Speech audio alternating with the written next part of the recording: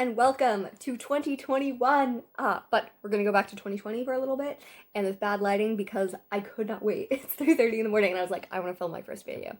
So, I am going to try to get through 26 books without delaying too hard. The first book is Dracula by Bram Stoker. I loved this book. I started in September, and I slowly read it, and then I listened to the audiobook because I've been reading it and too slowly, and the mystery is so well done. I can't wait to read some of his work that isn't just Dracula. His other books aren't as famous, but I want to read it because he writes really funnily, he writes really well researched, he writes mystery, he writes letter books so well.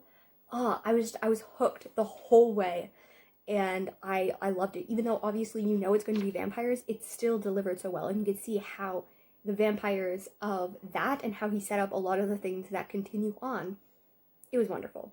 Second is 2 stars, and this is How You Lose a Time War. I was so freaking excited. From the time that it was announced, I was excited, and I was disappointed because the world building, everything is so wonderful. It's about these 2 characters who are on opposite sides of a war where they kind of tinker with the timeline in little things to change things, and they tinkle back and forth and back and forth.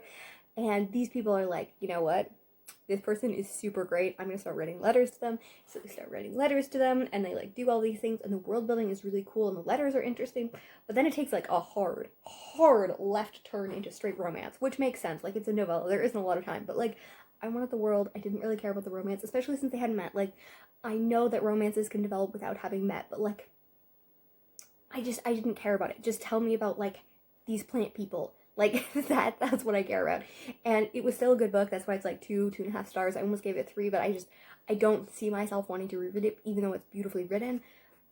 If they wrote different, Amal and Mark, I think, wrote different books into this world, I would totally pick it up. But this one wasn't one for me. And this is my 3 stars because I just don't know how to rate it. And this is Mexican Gothic. In my December vlog, I'm just screaming because I love the atmosphere. It is about this woman in the 50s who she wants to get a master's. She really loves anthropology and stuff like this. And her cousin, who's always been a very strong-willed woman as well, starts getting letters and telling her she thinks her husband is poisoning her. It's kind of inspired by Rebecca, as well as yellow wallpaper. And it started out so good. The house is creepy. These people are weird. They're really, really into eugenics. Yeah, and then it just takes, again, left hook, but not romance. It is a very graphic, very gory book, and to me, I like psychological horror, so, literally someone made fun of me. They're like, you're reading a horror book, you can't really complain about the fact that it's gory, and I'm like, yes, but, I want it to be psychological, and you could see the psychological aspects, especially dealing with sexual assault and with, eugenics and racism and colorism in there, but I don't know, I feel all of the gore stuff kind of undermined a lot of the really interesting thematic stuff, and the ending was, I didn't like the ending. I can't say anything else about it because it would spoil it, but if you read it, I'm just this ending does not go with the rest of the book. This is The Island of Dr. Moreau, and I was so freaking excited. This is by H.G. Wells. His books have always been I like them, I just don't love the execution of them. And this one sounds well. It sounds like it was trying to be, or might have inspired, Lord of the Flies and Animal Farm, because they have similar elements of mushed together and add a bunch of racism.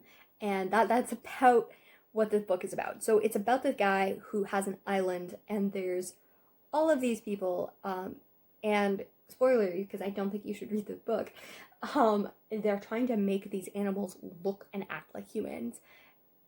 The issue is that it really takes this time to describe what they're not animalistic, because it's set as a mystery, because the narrator doesn't know that they're not human at first, and he's kind of what is going on? And the more not human they are, the more not white they are. Not a novel for me, and the racism definitely brought it down. Then we have The Sleeper and the Spindle by Neil Gaiman. This was a reread, and I read it on audiobook, which you should not read this book on audio because I missed a bunch of the things because the illustrations are really important. And I gave it 4 stars. It is this twist of Snow White and kind of a little bit of Rapunzel, and Beauty, Sleeping Beauty, and the turns. It's just kind of all ages children's book, but it's short. I really, really recommend it. if you're like tired of retellings and you want to tell a really cool story, this one is a great one. And then 4 stars to We Shall Be Feminists. It talks about how and why and how feminism is often used as like a slur. And this is written, I think, about 10 years ago. So it's slightly like feminism has become more popular, I guess, and more mainstream. But like, yeah, like I definitely felt a ton of shame about being a feminist. And when I was a teenager, feeling like I was like, oh, no, I'm an anti-feminist. Like, but little Kira did not know did not know what she was talking about, and felt like so much shame about even like considering myself a feminist, that like I didn't learn a lot about it until I went to college and I learned a lot more, and I was like, oh yes, I'm definitely a feminist. Talking about feminism and everything I love, I went down a Frida Kahlo like hole this year. I started watching The Art Assignment, which is hosted by Sarah Ernst Green, John Green's wife, and it is so well done. And I like learned about art, and like I went through all the things and learned so much about art, because I've always thought that I can't read 2 books about her, and that is, one is Photographs by Giselle Ferran, who is a German photojournalist, and she has really interesting story, and it kind of does about it as well, and is very interesting. And I have kind of conversation on that in my December vlog about like how and why we and look at Frida and how it's like to see her from photos. And then I also did Frida Kahlo and Diego Rivera, Mexican modern art, and this was very interesting. I super loved it. It was looking at different people's exhibits and how like they bought it and the interaction of that through the things, and I super loved it. I super loved seeing not only them but other Mexican art, and like looking at and like researching. Like I just went down a rabbit hole of researching about art after this, and it was wonderful. And then I started reading, it's a little bit further down because I didn't finish it until later, but Women in Art by Rachel Ignaski, maybe. And that was very interesting. Like, also I love Ashley Harrison. Like, I love learning about people in art now, and if you have any like nonfiction books about artists, I would love it. I also read and finished Shakespeare's sonnets. I had started it in like June or so, and I was like going through with like No Fear Shakespeare and like analyzing it, like I understood it, but then like it just hit a rhythm and I like understood it, and that was so cool. And I don't know, I really liked his ones, especially his poetry about his male lover. I thought those were super great. My friend loves Margaret Atwood poetry. I've never read Margaret Atwood because I'm a terrible Canadian, but I picked it up and I was like, well, it's poetry, so I can read it before I give it to her. And I did, and it was so good. Like, I cried. It deals with like her looking back, because she's 81, 82, I think, something like that, and is her looking back, and she's being published for like 30-40 years, and her history and how she's changed, and feminism and all of these things. But she's also looking at losing her partner of 35 years, and that is heartbreaking. It's looking at him, and he had dementia, and looking at that and loss. Like, there's a poem about like this beautiful illustration of like a comic book, and how in comic books, when there's invisible characters, they write like stretches of things around it to show you that there's an invisible person there. And she had like, there's invisible steps in front of me and all of these things, and when I'm eating, there's an invisible person across the table eating the food that they are always ate. And like, you don't really read a lot of poetry from older people, from senior citizens, and it's beautiful. She's also looking at what it was like for her growing up in the 40s and what it's like now, and like I just stopped so many times and wrote so much poetry because of it. And yeah, I'm so thankful that I read it. I cried, I wept, I laughed. Definitely recommend. Dearly by Margaret Atwood, 5 stars. And then I read The Great Gatsby. So this is a book I started, it was the first book of 2020 because it's the 20s, guys. And I carried it around in my purse, kind of destroyed it, and read it, and then I finished it in December, and it was wonderful. It is definitely one of my favorite books. I know that I probably problematic content, but I don't want to dismiss that, but I also really love it. Like, none of the characters are good. All of the characters are super problematic, and that is one of the things I love about it. But I love the way Fitzgerald writes. He writes in such a way that just like, like, and I was within and I was without, and like, I could like look at every way that he writes, and I feel it, even though it's like written 100 years ago, and it has all of these things. And also, Great Gatsby is in the public domain. A Sky Beyond the Storm. So this is the last book in The Ember and the Ashes, and I adore this series. I started off a little rough because it's a little too fast, and each book just, I was like, 7 to here, my goodness. So this was 5 stars. Again, December vlog, I have so many thoughts about this, and I loved it. I loved the way that characters did. I cried, like, I sobbed through so much of it. It has death of major characters, it has emotional scenes, it has scenes that, like, people giving up stuff, people getting stuff that they finally wanted. She writes so well, and if you have not read her and you like fantasy, I really, really recommend her work. And where she begins and where she ends is so far different, and we change the stakes each time, which keeps it new. The Life of Addie LaRue. I have been anticipating this book since it was announced, like, probably, like, I don't know, book 2 when I started, like, 2017 or so, and it finally got published, and I really, really liked it. I loved looking at this woman who no one remembers, and yet she goes through all of these periods from the 1700s until now. And to be honest, though, I liked the flashbacks more, and I expected more flashbacks than modern story. Like, I didn't really know it was a completely, like, it was primarily focusing on the modern time, and I really wish that hadn't, because most of the time, even though the contemporary stuff was good, I just wanted more flashbacks. I wanted more, like, especially 20th century. I wanted to really focus a lot on that. I loved seeing the opening scenes when she's going to, you know, she's going and waking up, and, like, the fact that when people fall asleep, they don't remember. So, like, you know, there's people she's been in relationships with, and, like, you know, every night she goes to kind of the same thing, and, like, goes, picks them up at a bar, sleeps over, they don't remember her in the morning, she slips away, does it again, and, like, she's, like, you know, they're not remembering, and for her, you know, she's been dating them for months, and she can't say her own name, and I did expect it to be more focused on her relationship with the devil character as well, but Don't Pray to the Gods After Dark is, like, the writing is gorgeous because V.E. Schwab can write like no one else. And I feel like this is a solid, like, 3.5 stars. I originally wrote it 4, and then I was like, I don't think it's quite 4 stars to me because I'm reading so many other great books. But I think V.E. Schwab is one of those authors where I've read, I think, 10 of her, 11 of her books, like, so many of her books. And I love the way and her ideas, and I love her writing, but I don't always love her execution. And this is another example of this. It's not that I don't love this book. I do. I just, there's something always a little bit off that keeps me from absolutely loving it.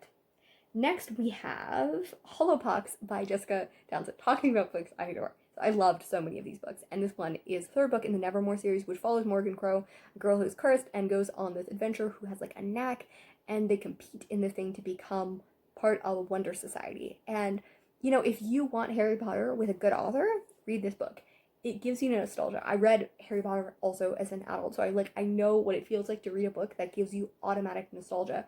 And since I didn't know anything about Harry Potter because I grew up in a super conservative house, I was, like, discovering this story for the first time, and I feel that way. And this is gonna have, like, 8 books, and it follows her each year, and it follows her growing up in this Wonder Society, and it just has this world of whimsy. It has this world where the characters are complex and beautiful and, like, so quirky and so wonderful and just so full of whimsy, and yet the villains and everyone else is, no one is black or white, and I appreciate that.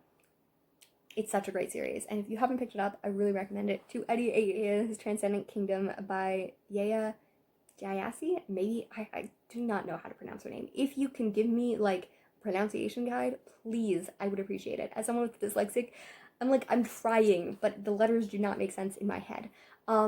But she's definitely one of my favorite authors, so I should be able to pronounce her name. And Homegoing was wonderful. I read it in January, and I finished off December with this book. And I want her to write more books because I want to. This is such a strong book. It is about 28-year-old Gifty, who is PhD in neuroscience, looking at how addiction affects people. And her mother, who has mental illness, has now come to live with her because her depression has gotten too bad for her to cope, but she's also not really able to acknowledge it.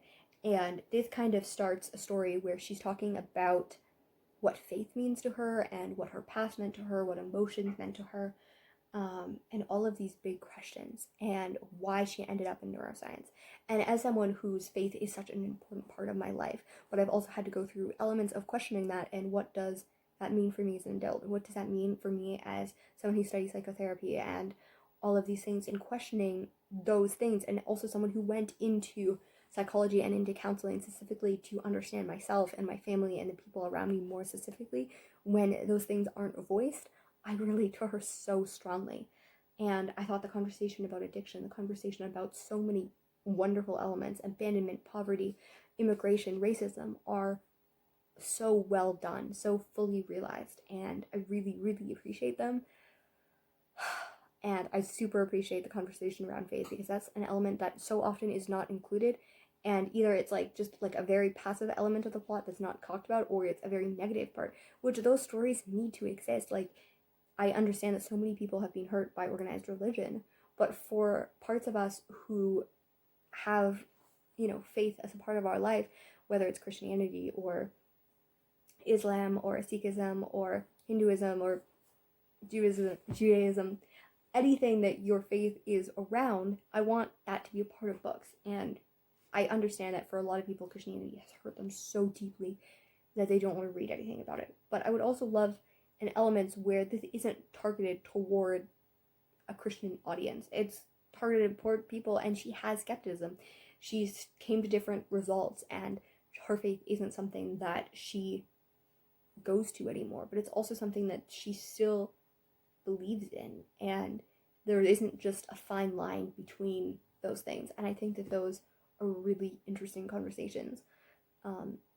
And I think that even though I understand why so many people don't include religion, because it has so many hypocrisy and has so much politicizing around it, I love a story like this that really dives into it without telling you what you need to believe. It's not telling you, it's showing both the bad and the good. And I really, really love that. And I really felt my own story in this. Next, we have Three Brazilian Tales. This are short stories by Machado de Assis, I believe, and this was really, really wonderful. I picked it up after the Artisan Geek talked about The Apprentice's Confession, and I found them online for free, which was wonderful. He is a Brazilian author of mixed race who wrote a lot of stories, and yeah, his stories are really cool. I find them funny. I find the narration funny. They're very different. Like, the last one is a play about life with like conversations between Prometheus and the Wandering Jew, and about like what life looks like. One of them is a kind of like Edgar Allan Poe, like murder story gothicness. One of them is like a love story that is very interesting.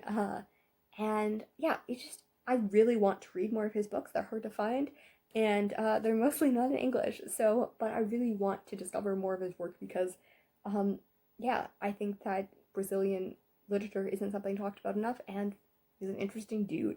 Has a very interesting life, and his stuff is a little quirky and weird and all over the place, and love that. Then we have, what do we have? Anxious People by Frederick Bachman. This is my second Bachman book after A Man Named Ova, who I did a review on. I did a conversation about the suicide in there, which some people don't think is a suicide. I read it as a suicide, you might not.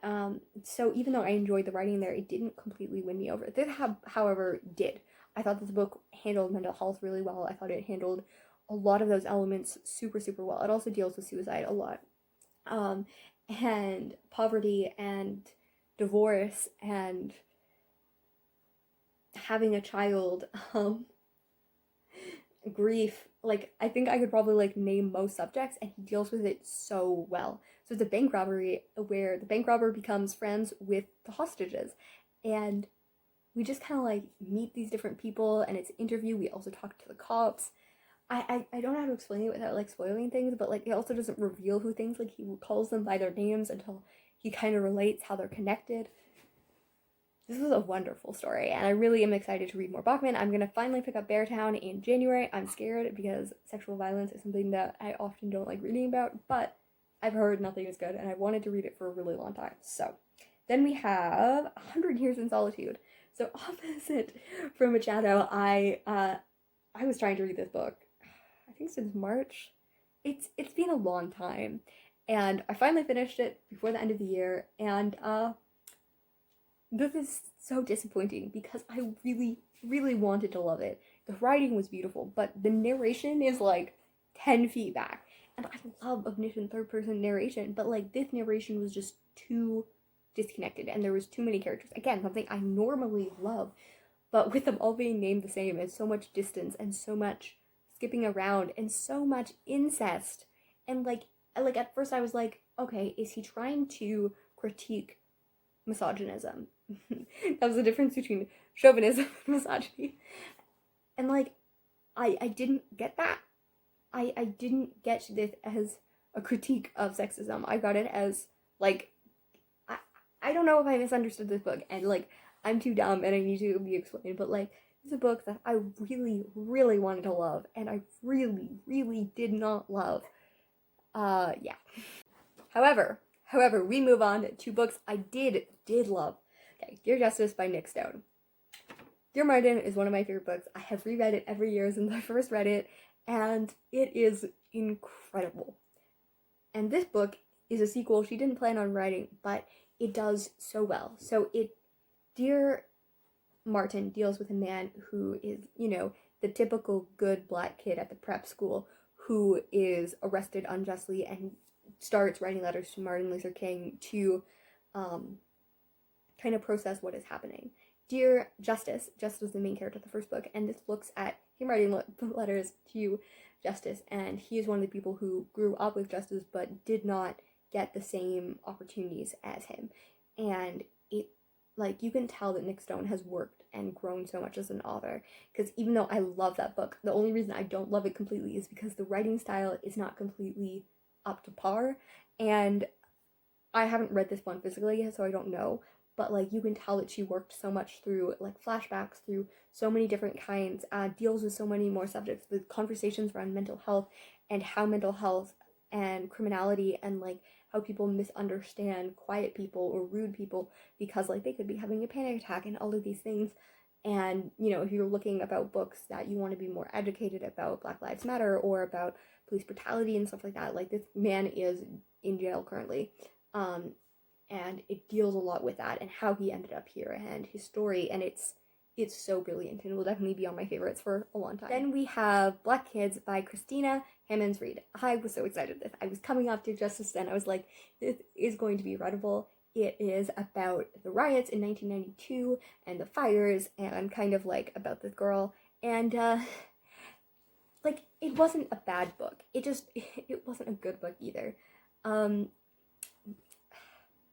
It had so much potential, but the writing was trying to be angsty and like trying to be full of like 90s pop references that just came off as immature, and also so interestingly kind of similar in title for Other Black Girls Like Me, did a really good job of like dealing with mental health and dealing with sisters dynamics and dealing with racism and dealing with all of these elements like interworking into each other. However, this book is similar like that, and like people complained about that book having too much stuff. This book didn't focus in the way that it needed to, and I feel like it could have been a fantastic book if it had a few more good drafts, but it just didn't.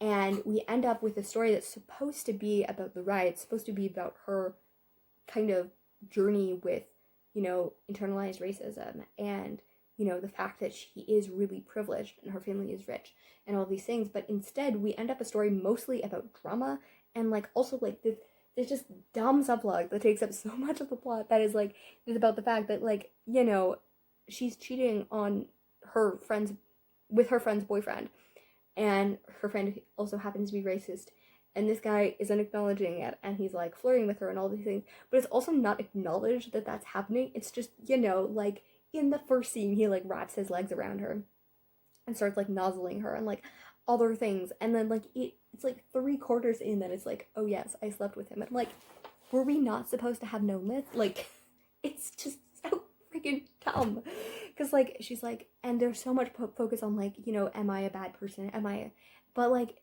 instead she's like, I'm not ready to talk about it yet, but like we're supposed to be in her head.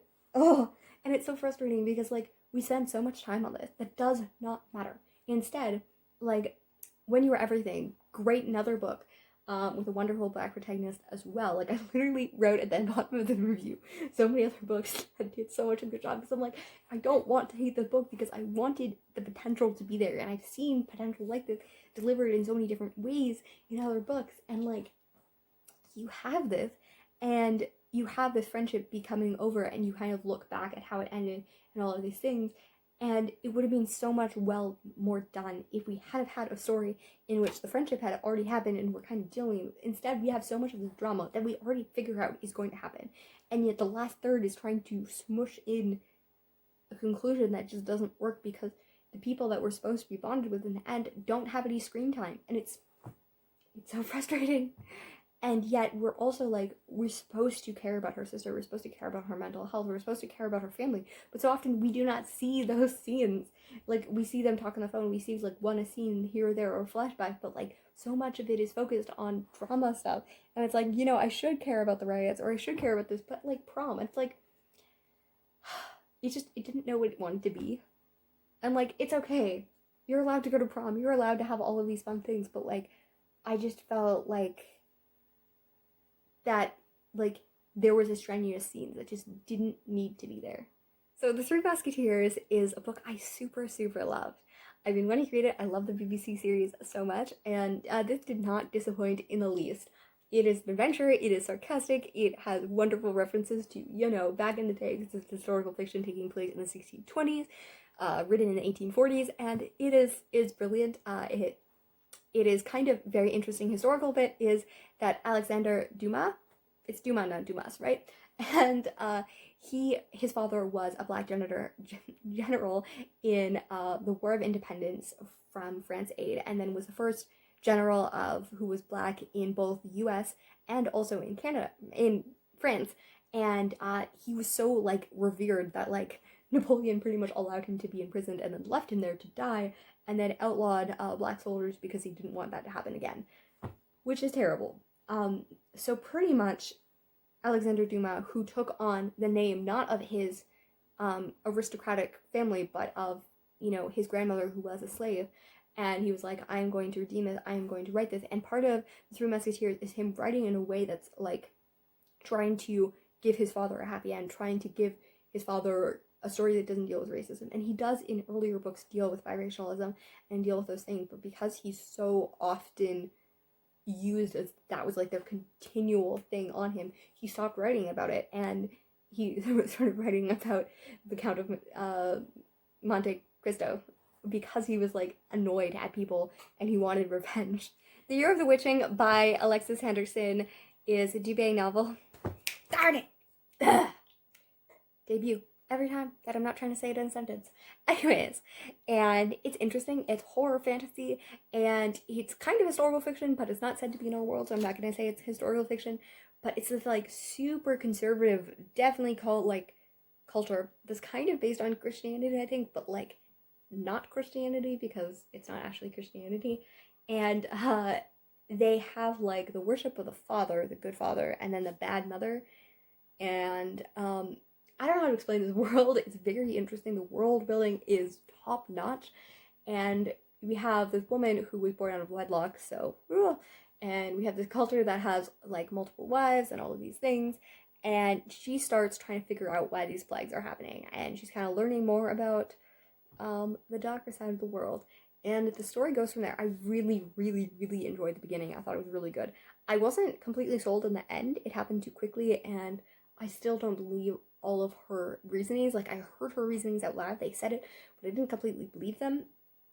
But I still really love the story, and I'm really excited to read more about the series and to kind of figure out more into the world, because I'm attached to the characters, I'm attached to the story that happened, I'm attached to the world that placed it, and I thought it was such an interesting, well-developed things that has references enough to our culture that we can kind of see the parallels without it being so blatant. And it has kind of, what was the reference? A Handmaid's Tale meets something, because it's kind of Handmaid's with some witchcrafty stuff in it. And then we have Black Enough, and this is a short story collection by many people, edited by Addie and super loved some of it, super didn't like some of it. I started reading it every day in July, and then back and forth from the library. Finished it on the 30th, and I super loved some of them. It's hard for me to define them. I like the fact that there were so many diverse stories. It showed both the commonality of being Black and the collective identity of that, while also showing the fact that there's many diverse things. And it also looked at like poverty and richness and like what it means to be LGBT, what it means to be queer, what it means to be all of these things, what it means to be a nerd, what it means to be, I don't know, it's just looking at all of these stories within the concept of being Black, and that Black isn't just one thing, so you can't be Black enough. you can just be different shades of black, not in like literal colorism, but like, different ways. There's many ways of being black, and I appreciate that. And so I'm not black, so I shouldn't. Anyways, you get what I'm saying. So I was like so afraid of this book. It's Instant Karma by Marissa Meyer, because you know what? I love her. She's one of my favorite authors, but Instant Karma is not a book I would pick up based on the title. And also, I wasn't sure she could write contemporary, and like that whole idea just like, didn't sound good. But was I wrong? This was such a great book. Hate to love doesn't often work, but this one was so well done because these people are lab partners, and one of them is like, her literal name is Prudence, and she's super like type A, super like has to have everything done, and he is this very charming fellow, and he is seen by her as a slacker, seen by her as irresponsible, and it begins with her literally presenting and him not showing up. And then we're kind of going into summer, and she gets a B minus for the first time, or C. Anyway, she's just super unhappy with it, and she's like trying to convince him. So she ends up volunteering at an animal rescue center, and they end up working together, and she gets to find out that he's different than she might have thought, and that she might have been the one judging, and he realizes that she's very different, and it deals a lot with her own insecurities. And the best way I can say it is that they're both super mediocre, but they're not like mediocre, they're just average, they're realistic, and it's wonderful. They have their problems, but it's not so outlandish. It's like, yes, I've known people, and like somebody, like I was just like laying there listening to it and started crying on multiple occasions and didn't even realize, because some of the ways that like she talked about insecurity, or she talked about like things, I was like, yeah, I've been there. Or like, like the conversations, they're never like super chemistry high or super like awkward filled. Like they're just that right amount of awkwardness, or like, and they misunderstand each other, but they talk it through, and it's so well done. Like, like she talks about her body and how like, she's never been super insecure about it or like anything like that, but like the idea of like, when they go snorkeling and she's like, I do not want to go to my bathing suit. Like things like that are just very realistic, and it's like, oh yes, can we talk about this?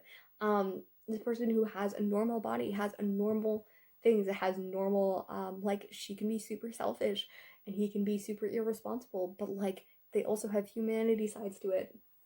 I loved it. I loved it so much. I wasn't as fan with the like magical realism, fabulism part with I didn't think that part super mattered. Like it talked about her being judgmental, but I think that could have been displayed better in a better way than that, because it just didn't feel like it fully went into the whole plot. With the Beatles, it was fun and stuff like that. And last but not least, Homebody by Rupi Kaur. I'm glad I finished the book. I really like her. When I first started reading her book, I was like, not fantasy, definitely not fantasy, not poetry.